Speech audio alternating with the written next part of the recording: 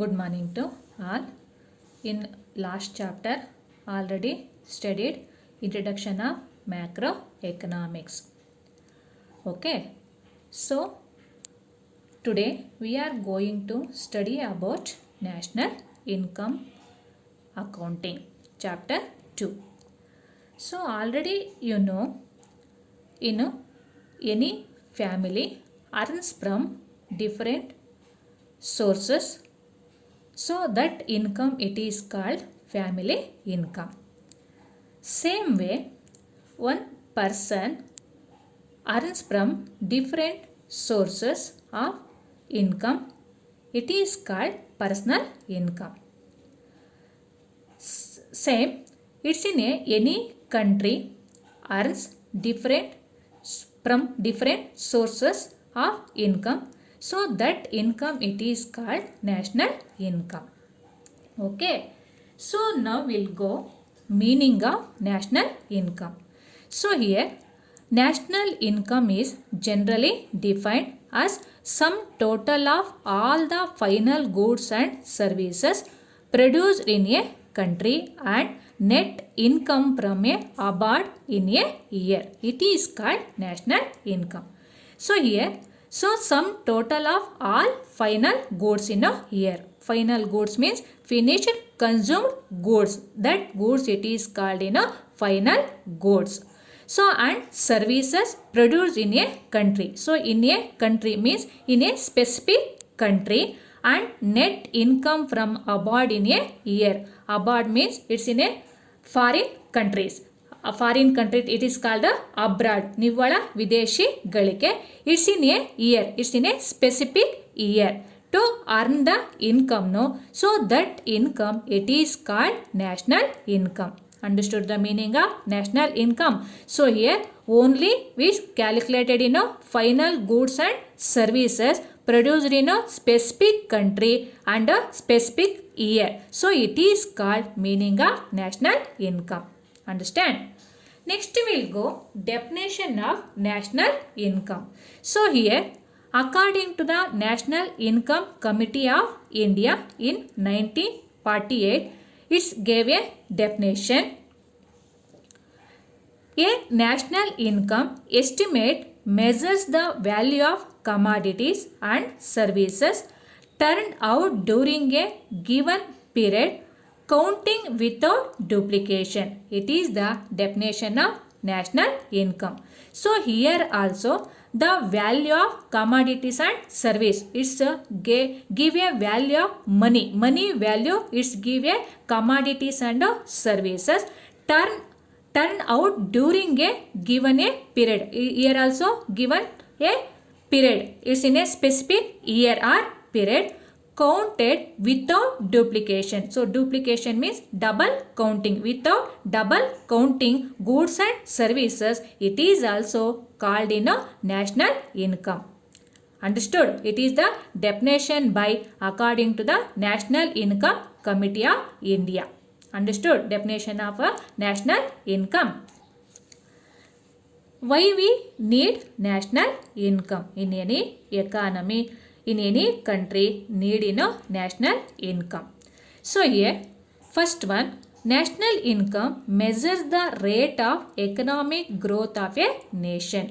So in a economic growth means all round development of a economy. So it is called economic growth. So that's why so national income measure the rate of economic growth of a nation. In any nation, so how much economic growth, so we need in a national income measure. Second one, it also helps us know the relative contribution of all the sectors of an economy. So here national income measures helps to the relative contribution of all the sectors. So sectors it's in a classified in a economy 3 types. So primary sector, secondary sector and tertiary sector.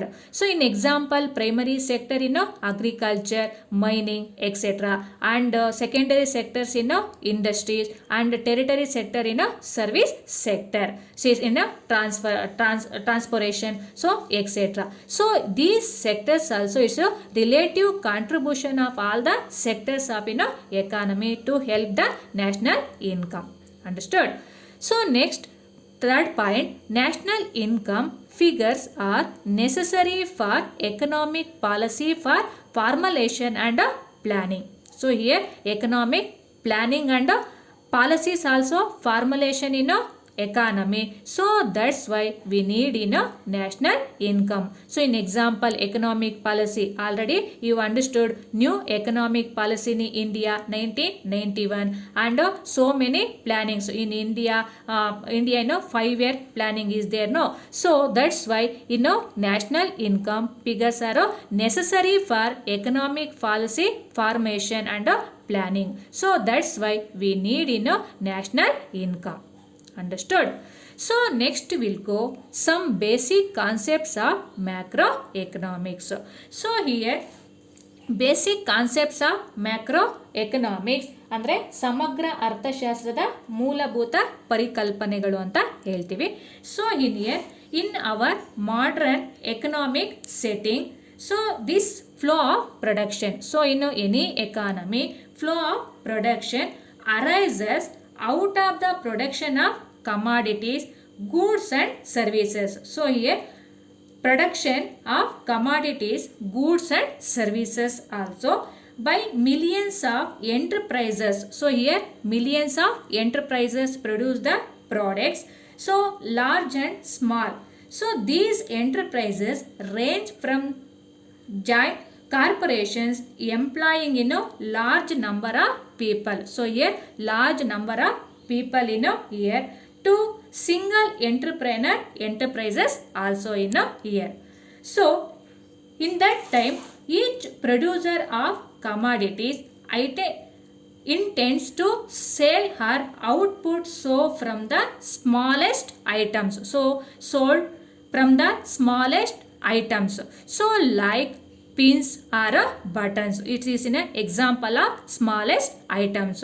So same way the largest items like aeroplanes, automobiles, etc. So next, services like doctor service and lawyer services and financial consultant. So these are is called in a services also.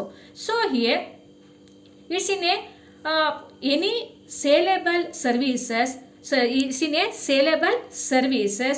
So on that time it's in a financial consultant, is goods and services produced or be sold to the consumers. It's in a sold to the consumers. The consumer may in a turn an individual or in a enterprises. So it's in a individual enterprises. So goods or services purchased by that entity might be for a final use. So final use or for use in a further production. So here further production. So when it's in a further production, so it's in a first one final goods. So here final goods. So final goods means goods which are purchased for final use or final goods. Understood here? So final goods antima sarukugalu. So here goods which are purchased for final use only. So final use only purchase that goods it is called in a final goods or a finished goods. Understood meaning of final goods? So it's in an example of final goods: television, wristwatch, sugar, car, etc. Example of final goods: television, wristwatch and sugar, car, etc. So here final goods once sold will move out of active economic flow. So while computing national income, the value of only those final goods and services, already you know the meaning of national income, which enter the market is added. So here give in a example. Thus, farmer producing in a cotton. So cotton. So cotton, farmer producing in a cotton, sells it. It's in a cotton, sells to a spinning mill. Spinning mill. So where the raw cotton undergoes transform in a yarn. Cotton transform in a yarn. Yarn means thread.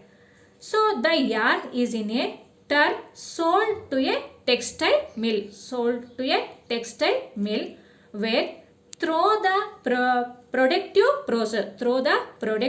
process it is transformed in a cloth. It is transformed in a cloth. So the cloth is in a turn transferred through another productive process. So another cloth is in another productive process into an article of clothing which is then ready to be sold. It is ready to be sold finally to the consumers for final use. So cloth is ready to be sold finally to the consumers for final use in a cloth only. Is not purchase cotton, is not purchase in a yarn. So that why cloth is in a final good. Understood? Final goods in example of a final good. Understood now? So meaning of national income, why you need national income, and some basic concept of macroeconomics. So it's in a first one final goods, meaning and example. Understood?